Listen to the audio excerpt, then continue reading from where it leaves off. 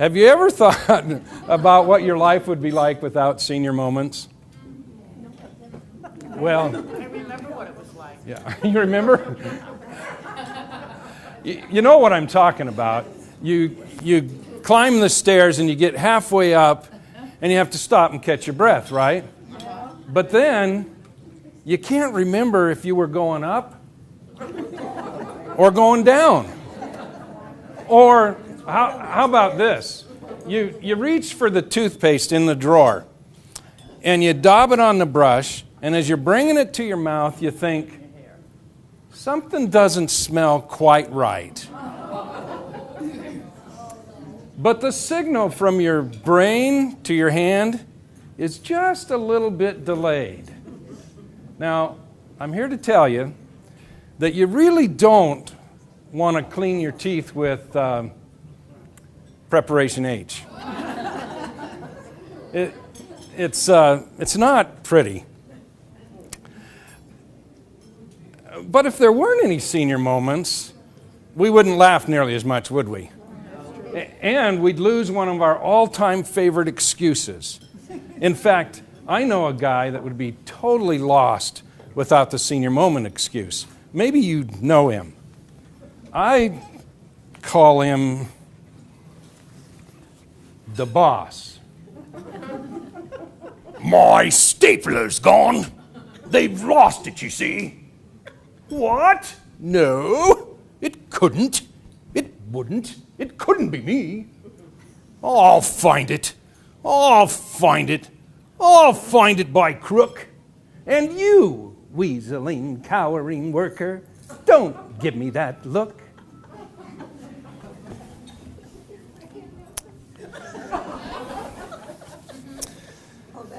For more than 3 days, he ran wild and insisted an office stapler thief surely existed.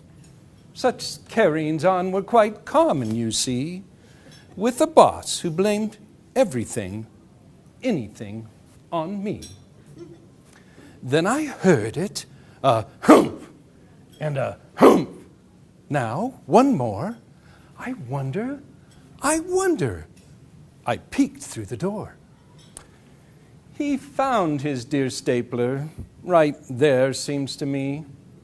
I guess a senior moment it could possibly be. I heard no small voices, but one mighty yell. You put it right there, you knucklehead bot. I guess I'll be blamed, like it or not. Now, that little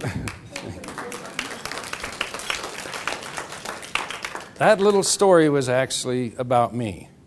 Now, of course, I wasn't that obnoxious, I'm sure. But I did blame it on a senior moment. When we say a senior moment it could possibly be, it's usually because we've done something really stupid. Now, usually when I give this talk, I say there's probably somebody in the room who could write a book. But I realize that Joe and I are the only men here, so it would just be too obvious who it was. But, you know, if the lady sitting next to you is the one who has done enough stupid things to write a whole book, you can just wink at me, okay? But, hold on. Wait a minute. Stop the presses. Do you really believe that people over age 55 have a corner on the market for doing stupid things? Well, I certainly don't. Think about this.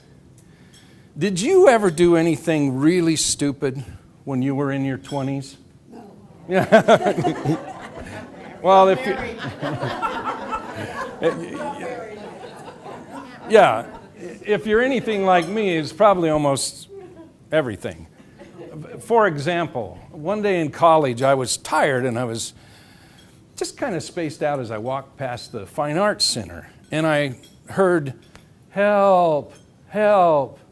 And I looked over, and there's a guy in a wheelchair halfway up the ramp just hanging on to the railing. So I drop my books and I rush over and I say, "Here, I've got you, I'll help you." But he says, "No, I'm fine." Well, you don't look fine to me. Really, just leave me alone.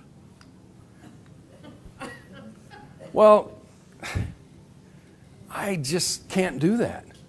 So I go over and I pry his hands off the railing and I push him up the ramp just as this pretty girl comes out the door. And she's staring at me with her mouth wide open and says, "What are you doing?" And then the two of them just break up laughing. And I'm thinking, something's going on here. And then I hear, "Cut."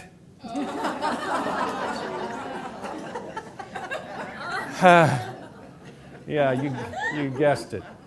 I'm looking right across the sidewalk. There's 150 students, big floodlights, 2 movie cameras, and a crew. So I'm pretty much am convinced that I did more stupid things when I was in my 20s. Now, Kathy and I got kind of a new, by the way, this is my wife, Kathy, over here. She's the reason I'm here. Now, what was I going to say? We got kind of a new perspective on getting older when we went to Hawaii for our first time when we were in our early 50s. That vacation was not exactly what we expected. During that week, we saw 3 kinds of weather. We saw drizzling, raining, and pouring. Yeah. We had one afternoon when it was nice and sunny, so we decided to take a peaceful walk on the beach. Well, we got down there, and the beach was just crowded. Anybody want to guess what it was crowded with? Kids. Jellyfish. No? Any other guesses? Weddings. There was one wedding after another, after another, after another, all along the beach. So we found they were all waiting for the sun to come out, I guess. We found a little quiet spot at the end of the beach, and we're sitting there just talking to each other and watching the waves. And then we saw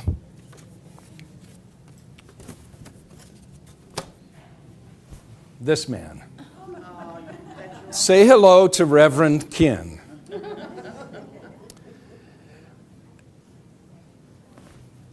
Now, my bold wife, let me make sure I get this really clear. It's bold wife. You see, with a B, I was given this speech one time, and afterwards this little gray-haired lady came up to me, and she's clutching her purse, and she's shaking her finger, and she says, "Sonny, didn't your mama teach you anything? Never, never, never call your wife old again."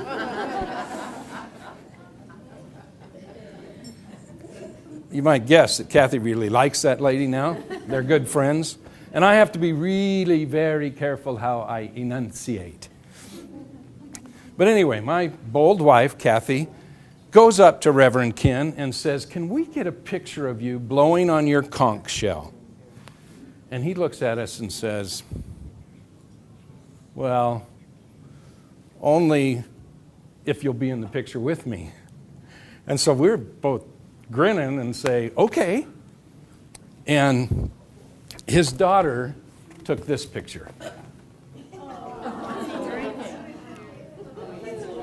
He's blowing on his conch shell there. You know, he blows that during the wedding ceremony. I love this picture. I just love this picture. And then, to our surprise, he just stood there and talked to us for quite a while. And finally he asked, "How long have you been married?" 35 years. And then, with just a little catch in his voice, he said, I'm honored to be in the presence of true love. Wow, we just felt so privileged and grateful for the wonderful life we've had together.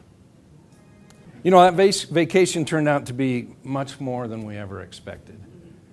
That single extraordinary life-changing experience taught us that this stage of our life is so rich. So instead of senior moments, we like to talk about rich life moments. That experience in Hawaii would not have been the same in our 30s. And so that's the first secret to the rich life. It's that it begins at age 55, and these really can be the best years of your life. We want you to enjoy your encore years and to embrace them as unique and adventuresome.